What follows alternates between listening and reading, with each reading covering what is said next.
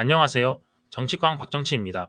오늘은 윤 대통령의 변호사 구인난에 대해 이야기하겠습니다.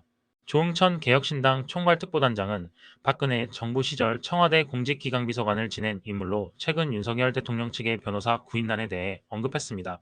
그는 24일 CBS 라디오 인터뷰에서 내란 세력을 변호하는 것이 변호사에게 큰 부담이 될 것이라며 사건이 끝난 후 클라이언트가 줄어들 것이라고 경고했습니다. 조 단장은 자신의 경험을 바탕으로 과거 국사범 사건에서 변호사를 찾기 어려웠던 사례를 들며 대통령 탄핵 사건의 경우도 비슷할 것이라고 설명했습니다. JTBC 보도에 따르면 윤 대통령 측은 원로급 정관 변호사에게 7억 원의 수임료를 제안했으나 거부당한 것으로 알려졌습니다. 이 변호사는 내란죄를 변호하는데 부담을 느꼈다고 전해졌습니다.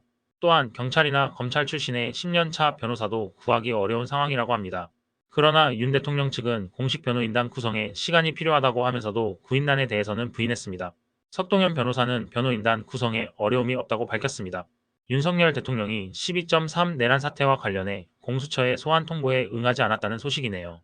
오늘 오전 10시까지 출석하라는 요구가 있었지만 현재까지 윤 대통령은 나타나지 않았고 현장에는 취재진만 남아있는 상황입니다.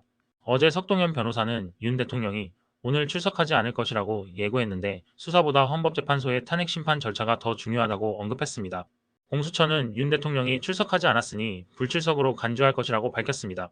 공수처는 윤 대통령이 변호인 선임계도 제출하지 않았던 만큼 어느 정도 예상하고 있었던 것 같습니다. 하지만 오늘 중으로 특별한 결정은 없을 것 같다고 하네요. 석 변호사는 성탄절 이후에 변호인단의 입장이 나올 것이라고 예고했기 때문에 공수처도 윤 대통령 측의 움직임을 주의 깊게 지켜볼 계획입니다. 체포영장 청구에 대한 관측도 있었지만 공수처는 여러 가지를 검토해야 한다고 말했습니다.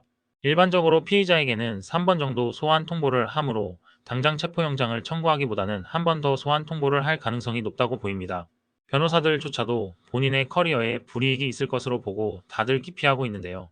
과연 어떤 사람으로 변호인단이 구성될지 궁금합니다. 범죄자를 옹호하는 변호사도 특별한 커리어가 될 수 있겠네요. 여러분의 생각은 어떤지 댓글로 남겨주시기 바랍니다. 구독과 좋아요도 잊지 마시고요. 그럼 다음 영상에서 뵙겠습니다.